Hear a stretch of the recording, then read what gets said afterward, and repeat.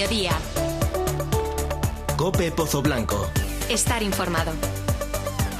La Asociación Cívica de Hinojosa del Duque, pues invitó a Santiago Armesilla en una conferencia, el escritor que estuvo presente en Hinojosa del Duque y que, habló sobre temas interesantes acerca de nuestra zona, una zona agrícola y una zona ganadera. Hoy tenemos comunicación precisamente con Santiago Armesilla en estos micrófonos, en los de COPE Pozo Blanco. Santiago, muy buenas.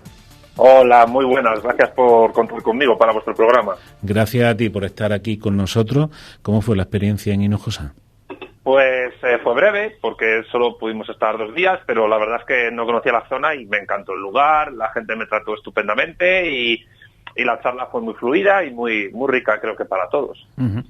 Bueno, comentaba yo en la entradilla de que los pueblos y también los nuestros tienen un dilema importantísimo, ¿no? Porque no sé si tú lo consideras que hay un ataque en torno a nuestra ganadería, a nuestra forma de vida que hemos tenido hasta ahora. ¿Y qué va a suponer esto si se concretan estos ataques?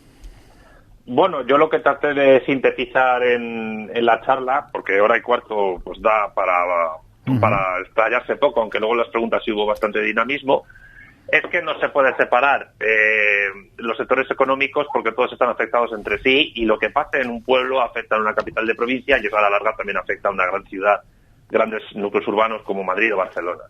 Y lo que yo quise transmitir es que la inserción de España en la Unión Europea y en la División Internacional del Trabajo que esta establece ha hecho que nuestro músculo industrial haya disminuido en los últimos 40 años, lo que ha afectado también al sector ganadero y agrícola y al pesquero, y que nos hayan básicamente conformado como un país especializado en el sector servicios y el ocio y tiempo libre. Y evidentemente, pues para poder recuperar el sector ganadero y que la cría de animales no dependa de animales importados de Francia, que puedan ser de aquí, etcétera, depende un poco de que recuperemos el músculo industrial. O sea que básicamente lo que yo quería transmitir en la charla es que lo que ocurre en la comarca de Los Pedroches y en Hinojosa del Duque o en otros pueblos en particular depende en gran medida del tipo de estructura económica que tenga el resto del país. Uh-huh, eso está claro. Bueno, tú que te confiesas y te has confesado como un comunista, ¿no? ¿Cómo estás viendo las declaraciones, por ejemplo, de Garzón acerca del tema de la carne? Bueno, Garzón, más que comunista, es lo que Gustavo Bueno llamaría izquierda indefinida. En su libro El mito de la izquierda, yo en mi canal de YouTube estoy analizando un poco la evolución de las izquierdas partiendo de las teorías de Bueno, haré lo mismo con las derechas. Y creo que esa izquierda indefinida, que es hegemónica en el mundo capitalista y Unidas Podemos es un ejemplo de ello, aunque el PSOE también ha tendido a la indefinición, pues creo que ejemplifica lo que he dicho antes. Tanto a ciertos sectores de la mal llamada izquierda como a ciertos sectores de la mal llamada derecha, que también ha perdido el norte en muchas cosas, uh-huh, pues están insertas en eso, en esa división internacional del trabajo impuesta desde fuera, particularmente lo que yo dije en la charla, que es una división internacional promovida sobre todo desde Alemania, que funciona como una suerte de aspiradora de los recursos humanos y materiales del resto de países, y particularmente de los del sur de Europa, los mal llamados PIGs, que sabes que es un insulto, y que por tanto, pues tanto Garzón como cualquier ministro de otro partido, o sea, da igual si es PSOE, Unidas Podemos o el PP o incluso Vox, en el fondo no puede tener mucho margen de maniobra porque se tiene que insertar en esa estructura que está impuesta desde hace décadas. Y salirse de eso evidentemente conlleva costes, pero muchas veces se magnifican pues para tratar de vender que una hipotética reindustrialización de España, una conexión mayor entre el primer sector y el segundo sector, es decir, entre agricultura, ganadería y pesca, industria, ciencia y tecnología, y una gestión incluso más eficiente, racional y tecnocientífica y ecológica, no ecologista, del territorio, de sus recursos y de los animales que hay en él y de la población, sería incompatible con una salida de la Unión Europea, que sin embargo es lo que nos ha llevado a la situación en la que estamos. Con lo cual, ¿qué es Garzón? No es más que un peón de lo que le dicen en Bruselas, en Estrasburgo y en Berlín. Uh-huh. Hace 2 años, creo que fue, no hace ni 2 años, hubo unas declaraciones de la presidenta del entonces Partido Animalista, ya no está como presidenta, y decía que en la zona de Los Pedroches se tenía que olvidar del vacuno de leche, y tenían que terminar con los animales que criaban por el tema de la contaminación, por el tema del cambio climático. Aquello, bueno, conmocionó a un sector, ¿no? Que un partido animalista viniera, que se cargara la economía, una economía aquí en Los Pedroches que se basa, pues, en eso, en la ganadería, en el vacuno de leche y en la agricultura, ¿no? Y pusiera sobre la mesa, pues, todo eso, ¿no? Y además, como lo dijo, ¿no? Se tienen que ir y si desaparecen los pueblos no pasa absolutamente nada. ¿Esto cómo lo ves tú? Bueno, eso, insisto, eso entra dentro de la tónica de la División Internacional del Trabajo y de la progresiva financiarización de todos los sectores económicos, industrial, agrícola, ganadero y pesquero, por el cual determinados fondos de inversión, tanto públicos como privados, como mixtos, extranjeros, especulan sobre cualquier elemento de trabajo, incluso los animales que haya en las granjas, y eso pues hace que la potencia autóctona de la región, de la explotación de sus recursos, se vaya perdiendo. ¿Qué provoca eso? Pues entre otras cosas el éxodo demográfico de los pueblos, en principio, a las capitales de provincia, pero luego también de las capitales de provincia a las grandes ciudades, que como ya he dicho son Madrid y Barcelona, que a su manera también hacen de aspiradora nacional de recursos humanos, o sea, de gente que tiene que huir para buscarse la vida de esas localidades. Una de las cosas que yo dije en la charla es que actualmente solo 8 provincias en España, digamos que contabilizan la mitad de la población española. Es decir, de los 46 millones de españoles, 23 viven solo en 8 provincias, las más urbanizadas, ¿no? Madrid, Barcelona, Valencia, Sevilla, Zaragoza, Málaga, Bilbao, Vizcaya y Pontevedra. La declaración de una persona como del Partido Animalista pues tampoco me extraña, porque no hay cosa que más perjudique a los animales que los animalistas. Y de hecho, por 2 motivos. Primero, porque desconocen las tradiciones y costumbres que la gente de las localidades rurales tiene con respecto a su medio entorno natural. Se ha respetado en ese medio entorno más a los animales que los propios animalistas, que no dejan de ser urbanitas universitarios de ciudad, de mal llamada clase media, que entienden que los animales son una suerte de mascotas, cuando no tienen nada que ver. Y segundo, que no comprenden que en una dehesa o en cualquier ámbito rural comarcal hay mucha más biodiversidad ecológica, tanto animal como vegetal, que por ejemplo en macrogranjas de ganadería intensiva, donde a los animales además se les trata con bastante destrato, por decirlo de alguna manera. Yo tampoco me extraña un poco pues los conflictos internos que en el Partido Animalista se producen en el PACMA, etcétera, porque bueno, es un partido que depende de una única familia o casi de un matrimonio, y se están peleando entre ellos. Así que yo creo que cuanto más lejos estén los animalistas de los animales y de las personas que han tratado con esos animales durante siglos y que saben cómo tratarlos y cómo tratarlos bien para que permitan una buena funcionalidad social al ámbito rural, pues mejor. ¿Del veganismo qué opina? A mí me parece una barbaridad. Si algo ha demostrado la historia y la prehistoria, y esto lo dice Engels incluso en algunos textos, es que si la humanidad ha llegado al punto al que ha llegado hasta la actualidad de desarrollo es por comer carne.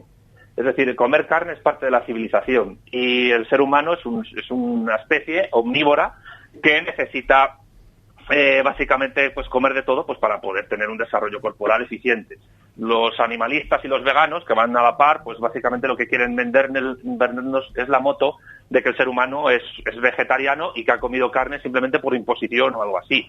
Pero eso es ridículo. Aparte que poner a la par un animal a una persona, sin negar que el ser humano es un animal, pero es un animal que ha podido sobrepasar culturalmente al resto de especies porque ha logrado construir categorías jurídicas, derechos y deberes, pues es una locura.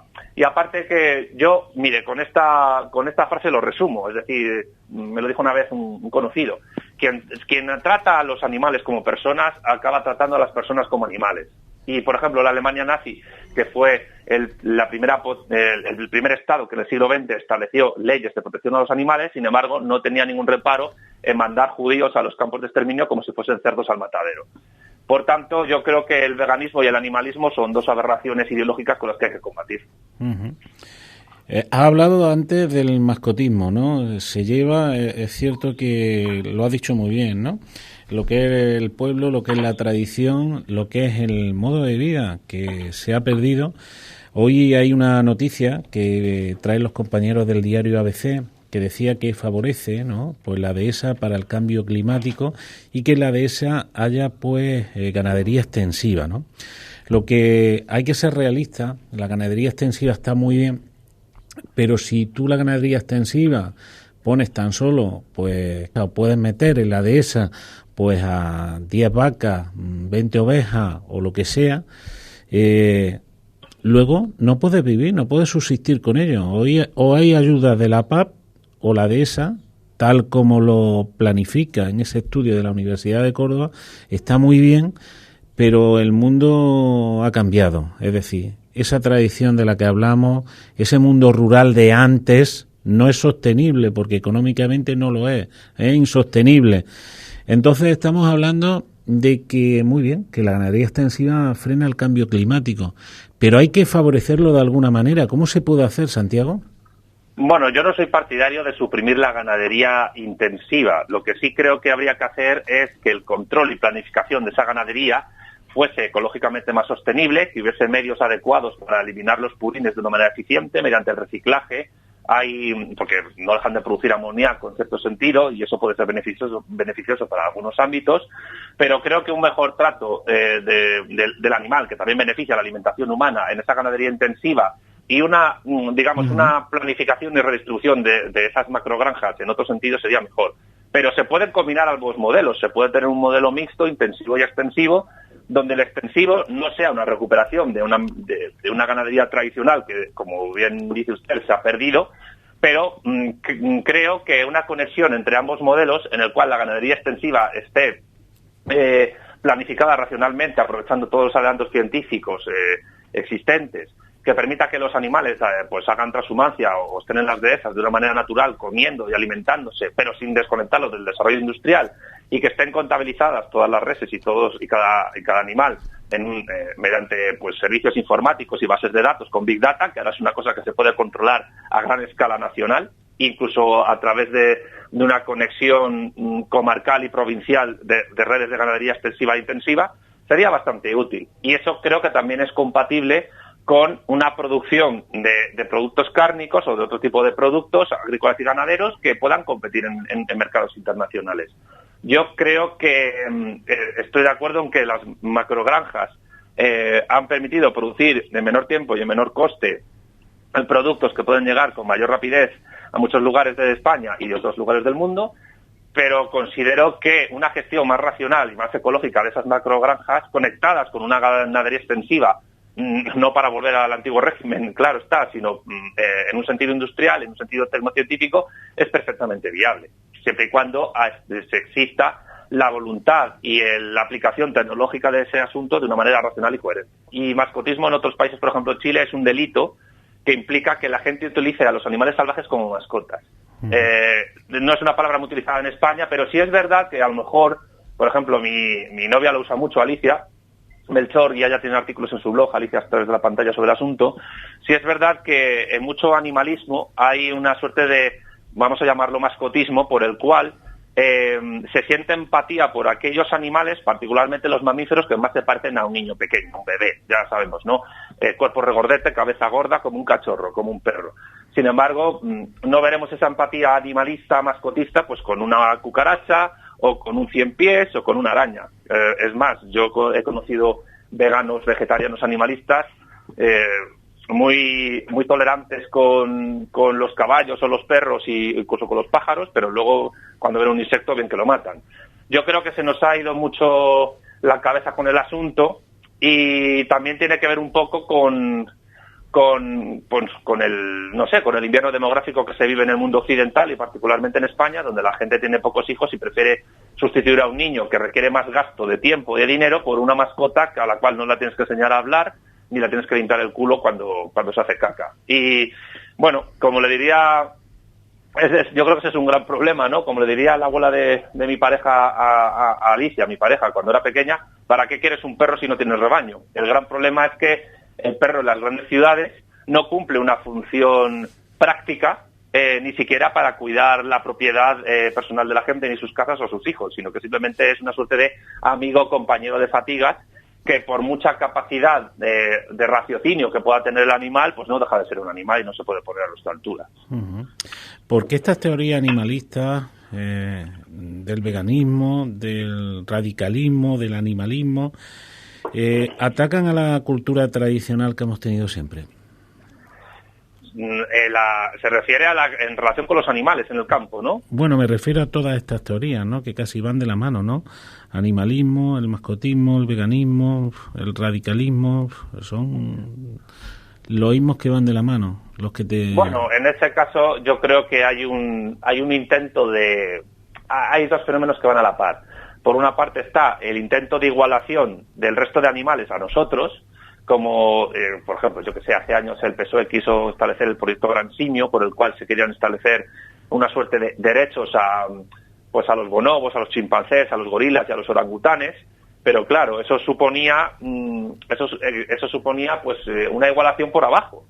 Y no deja de ser casual que ese tipo de teorías animalistas vengan del mundo anglosajón protestante, donde el racismo y la eugenesia del siglo XIX y del colonialismo fueron muy potentes, y a los negros prácticamente se les trataba como si fuesen simios o animales.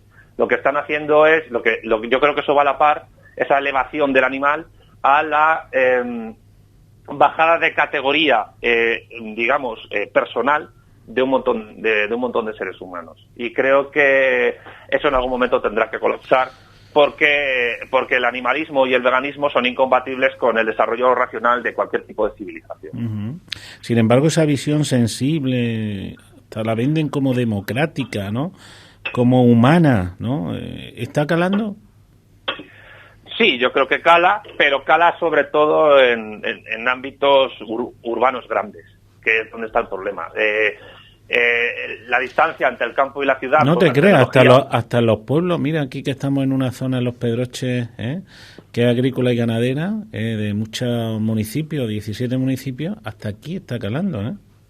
Bueno, iba a decir que ahora la distancia entre el campo y la ciudad cada vez se está reduciendo menos, por Internet, por el comercio electrónico, por la financiarización de la economía, de los intercambios comerciales, sobre todo por el dinero digital. Y bueno, ahora con la pandemia mucho más, pues con el teletrabajo, etcétera, con lo cual llega gente de ciudad al campo o formada en universidades provinciales que llega con esas ideas.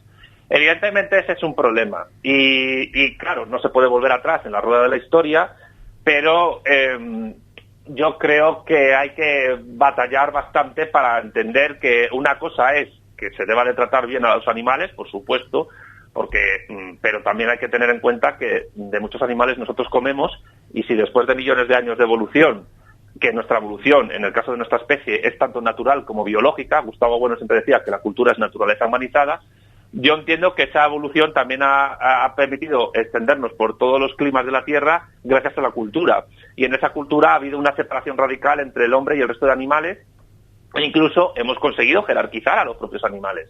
Por eso nosotros no nos comemos gatos o perros, a salvo que estemos en la miseria más absoluta, pero no los comemos, sin embargo, si nos comemos vacas, etcétera. Con lo cual, yo creo que esa jerarquización del entorno natural no es incompatible con el buen trato de la naturaleza y su respeto, pero es una naturaleza que tenemos que explotar para poder sobrevivir. Y yo creo que esas ideas hay que combatirlas de raíz. ¿Qué es lo que más te llamó la atención de tu charla en Hinojosa? Bueno, la verdad es que sobre todo el trato de la gente, el ambiente, los centros de salación de jamones me pareció que había muchísimos para ser un pueblo de apenas, no creo que son 5.000 o 6.000 habitantes. En Salamanca, que es donde yo vivo, pues creo que hay cerca de 200.000 habitantes, crece mucho la población cuando llegan los estudiantes de las dos universidades que hay aquí, y esta es una tierra de jamón, es una tierra, está jamón guijuelo, etcétera, pero no he visto tantos centros de salación y de producción de jamón, aunque sí es verdad que en Salamanca se aprovecha más la producción de jamón autóctono que en Hinojosa.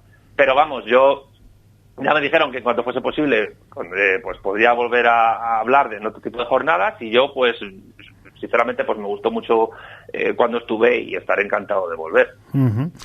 El cambio climático, rápidamente, porque nos estamos quedando sin tiempo, Santiago, está siendo muy interesante la exposición tuya. ¿Tiene muchas mentiras el cambio climático? A ver, yo no soy una persona negacionista del cambio climático. Yo creo que el cambio climático existe y que ha existido, pero creo, bajo mi humilde punto de vista, que la acción humana que provoca el cambio climático es mucho menor de lo que se dice, y creo que muchas investigaciones sobre el cambio climático que pues están orientadas por las inversiones que tienen y por los intereses estratégicos y políticos e incluso geopolíticos y económicos que hay en ello. Es decir, yo no niego la contaminación, yo no niego que haya efectos perversos en la naturaleza sobre ello, pero evidentemente cuando el IPCC empieza a realizar los análisis de cambio de aumento de temperaturas en la Tierra, el hecho de que parta de datos del siglo XIX hasta la actualidad, que precisamente coincide con la revolución industrial, sin tener en cuenta cambios climáticos con mayores índices de calor, el del pasado y en la prehistoria, que se han visto influidos sobre todo por la acción solar, pues creo que es digamos, un poco parcializar demasiado el análisis. Uh-huh. Claro, decir este tipo de cosas te puede llevar a que te llamen negacionista del cambio climático, que es como una suerte de negacionista del Holocausto, y yo insisto, yo creo que la inmensa mayoría de las personas que ponen en cuestión la acción humana sobre el clima no niega esa acción humana y sus efectos perversos sobre la naturaleza, pero yo considero que culpar única y exclusivamente al ser humano de esa acción, una acción que ni siquiera realizan todos los seres humanos, tiene efectos perversos, entre otras cosas porque se trata de minimizar e influir sobre el desarrollo de países subdesarrollados del tercer mundo para que no puedan tener una industria propia. Uh-huh. O incluso sobre países ricos, ¿no? Como está sucediendo en España con la descarbonización y el hecho de que tengamos que acabar con nuestro carbón, importar carbón de peor calidad de Marruecos o de Brasil, o incluso ya aceite de oliva de Marruecos, que está compitiendo con la nuestra, que siempre ha sido tradicionalmente buenísima. Uh-huh. Y esto conecta con las primeras respuestas a la pregunta. Esto todo tiene que ver con una división internacional del trabajo, donde se quiere que España esté en una posición determinada para que no la cambie, y que ningún grupo ideológico, ni a izquierda, ni a derecha, ni a centro, ni parlamentario, ni extraparlamentario, tiene, a mi juicio, ni herramientas ideológicas ni programáticas útiles para poder revertir una situación que requiere tratar esta cuestión conectando lo que pasa en un pueblo, en una comarca concreta del norte de Córdoba, con lo que pasa a escala internacional. Porque hay momentos de conexión con esa escala internacional que es geopolítica y es geoeconómica. Uh-huh. Me pregunta Luis desde el control, ¿tu trayectoria política? Mi trayectoria política, pues bueno, yo milité en el PC, no en Izquierda Unida, hasta hace 4 años, luego me marché porque no estaba de acuerdo ni con la fusión con Podemos ni con la defensa del derecho de autodeterminación. Y aparte de eso, pues yo desde ese tiempo me he dedicado a temas académicos, a escribir, a impartir clases. He estado con una beca postdoctoral en Argentina, analizando la economía argentina desde la restauración de la democracia, y actualmente pues estoy escribiendo en una revista que se llama La Razón Comunista, que por motivos legales, por culpa de Francisco Maruenda, pues tendremos que cambiar el nombre porque en España no se puede utilizar en ningún medio de comunicación las palabras la y razón. Así que a finales de año anunciaremos nuevo nombre. Y nada, básicamente es eso. Esa es mi trayectoria política. Antes estuve en Izquierda Hispánica, que fue una asociación cultural muy inspirada en las ideas de Bueno, de la cual me marché porque no estaba a gusto. Y poco más. Ahora mismo hace años que no voto a ningún partido ni milito en nada, salvo ya te digo, temas de escritura de libros y bueno, temas audiovisuales. Uh-huh. Bueno, pues la verdad es que escuchándote uno piensa de que tu teoría es una teoría muy compartida, sobre todo en el mundo tradicional, en el mundo de pueblo, y no la teoría que hoy yo creo que pervive ese discurso que hemos hablado, ¿no? Humanista, sensible, con el mundo del animalismo, el veganismo e incluso con la confusión que hay con el cambio climático. Pero a lo que nos lleva eso, ¿no? Que lo hemos comentado muchas veces, lo que nos lleva es que la gente esté concentrada en grandes urbes y que desaparezcan unos pueblos, pierden población y al final pierden vida, ¿no? Si me permites que añada una breve cuestión acerca de esto que has dicho, que me parece de vital importancia.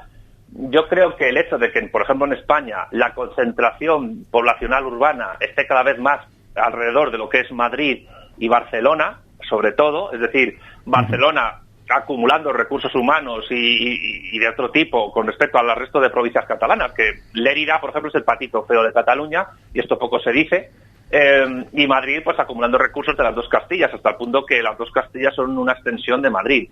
A menor escala en Andalucía pasa con Sevilla, ¿no? Pero ya digo, a menor escala. El problema es que en esas tierras que se van vaciando de población y de gestión de los recursos de esa población, ¿quién puede entrar en el futuro con la connivencia de los gobernantes españoles y de sus clases dirigentes? Pues grupos de inversión privados, extranjeros, que se puedan hacer con esas tierras y las utilicen para sus intereses no nacionales, evidentemente. Y ahí es donde viene el problema gordo, que la España vacía y vaciada, que son dos ideas que se complementan, lleven a que Madrid y Barcelona simplemente sean puertas de acceso a potencias extranjeras cuyos tentáculos son empresas y fondos de inversión transnacionales que hagan en esos territorios su agosto y que vayan poco a poco subordinando a la población que quede, haciendo que se vayan cada vez más y también sobornando, dando empleo temporal o algún tipo de subvención a algún jefecillo local que ejerza pues de cacique y que no deje crecer la hierba a su alrededor. Santiago Armesilla, ha sido un placer tenerte en los micrófonos de COPE Pozo Blanco. Muchísimas gracias y enhorabuena por esa charla que diste en Hinojosa del Duque. Muchas gracias a vosotros y encantado de hablar con vosotros. Hasta la próxima ocasión si la hay. Claro que sí, un abrazo, ¿eh? Hasta luego, gracias, igualmente.